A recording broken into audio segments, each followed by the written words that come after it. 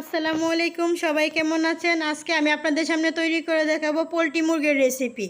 কিভাবে মজাদার পোলট্রি মুরগির রেসিপি পানি ছাড়া একদম গাঢ়ভাবে মাখা মাখা করে খাওয়া যায়। তো এইভাবে যদি আপনি রান্না করেন, আপনারা একদম পোলট্রি মুরগির ভক্ত হয়ে যাবেন। এটা বারবার একবার খেলে বারবার খেতে মন চাইবে।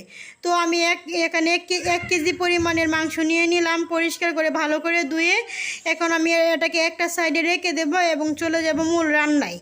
তো একটা পাতিল বসিয়ে রেখেছি, এখানে দিয়ে দিলাম আমি পরিমাণ মতো তেলটা আপনারা পছন্দ মতো দিবেন, অনেকে কমিয়ে বা বাড়িয়ে পছন্দ করেন।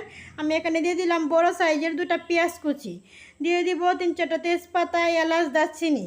এটা যখন হালকা গোল্ডেন কালার হয়ে ভাজা হয়ে যাবে, এই পর্যায়ে দিয়ে দিব 4 টেবিল চামচ পেঁয়াজ বাটা, 2 টেবিল চামচ রসুন বাটা। এই পর্যায়ে জালটা আছে একদম লো ফ্লেমে। এখন আমি এর মধ্যে মশলা অ্যাড করে দেব, দিয়ে দিব স্বাদ মতো লবণ। এখন দিয়ে দেবে এর মধ্যে 3 চামচ মরিচের গুঁড়া। তো আমি আজকে একটু ঝালের পরিমাণটা একটু মোটামুটি বেশি দিলাম, কারণ পোলট্রির মধ্যে ঝালটা একটু বেশি ভালো লাগে। এই পর্যায়ে দিয়ে দিলাম 1 চামচ হলুদের গুঁড়া, 1 চামচ ধনিয়া গুঁড়া, 1 চামচ জিরা গুঁড়া, 1 চামচ গরম মশলা গুঁড়া।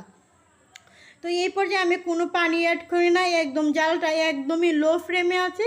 এই পর্যায়ে আমি ঝোলটা ভালো করে কষিয়ে নেব, মানে মশলাটা ভালো করে কষিয়ে নেব। তো দেখতে পাচ্ছেন আমার মশলাটা কতটুকু সুন্দরভাবে কষানো হয়ে গেছে, একদম তেলটা উপরে আছে। আমি কিন্তু এই পর্যায়ে কোনো পানি অ্যাড করি নাই, শুধু জালটা একদম লো আছে। তো এই পর্যায়ে আমি সবগুলো মাংস এর মধ্যে দিয়ে দিব। পানি অ্যাড করব না, কারণ মাংসের মধ্যে এক্সট্রা এমনিতেই পানি চলে আসবে। এই মাংসটা শুধু আমি এই পানিটা দিয়েই কষাবো, এর মধ্যে কোনো এক্সট্রা পানি দেব না। তো এই পর্যায়ে আমি ভালো করে মিশিয়ে নেব, যাতে মশলাটা ভালো করে মাংসের সাথে মিক্সড হয়ে যায়। তো দেখতে পাচ্ছেন আমি একদমই পানি ছাড়াই ভালো করে মাংসটা মিক্সড করে নিলাম। তো এখন আমি এটাকে ঢাকনা দিয়ে ডেকে ফিরে আসবো আরও 5 থেকে 7 মিনিট পর। এই পর্যায়ে একটু ভালো করে নাড়াতে থাকবেন, না হলে নিচ থেকে লেগে যাবে। তো দেখতে পাচ্ছেন আমার মাংস থেকে কিন্তু অল্প একটু পানি চলে আসছে। এই পর্যায়ে আমি জালটাকে লো ফ্লেমে রেখে মাংসটা একদমই কষাতে থাকবো। তো আরও কষানোর পরে দেখা যাচ্ছে যে না আরও কতটুকু ঝোল চলে আসছে। তো আপনারা সবসময় মনে রাখবেন, যদি এখন আপনারা ঝোল দিতে যান তাহলে মাংসের স্বাদটা চলে যাবে।